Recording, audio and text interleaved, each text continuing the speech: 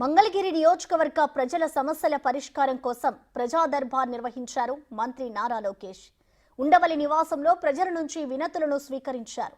ఎన్నికల ప్రచారంలో ఇచ్చిన మాట ప్రకారం ప్రజలు ఎదుర్కొంటున్న సమస్యలను నేరుగా తెలుసుకునేందుకు ప్రజా దర్బార్ నిర్వహించారు. కాగా సమస్యలను ఎప్పటికప్పుడు పరిష్కరించడానికి వీలుగా ప్రత్యేక యంత్రాంగాన్ని సైతం ఏర్పాటు చేశారు.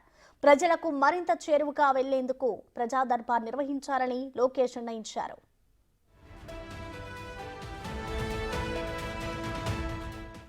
స్థానికేతర కార్యక్రమాలకు వెళ్లినప్పుడు మినహా ఉండవల్లిలో ఉన్నప్పుడు ప్రతిరోజు ఉదయం ప్రజలను అందుబాటులో ఉండాలని నిర్ణయించారు. ఇవాల్టి కార్యక్రమంలో మంగళగిరి ప్రజలు పలు సమస్యలు లోకేష్ దృష్టికి తీసుకొచ్చారు. వీలైనంత త్వరగా సమస్యల పరిష్కారం కోసం కృషి చేస్తారని లోకేష్ హామీ ఇచ్చారు.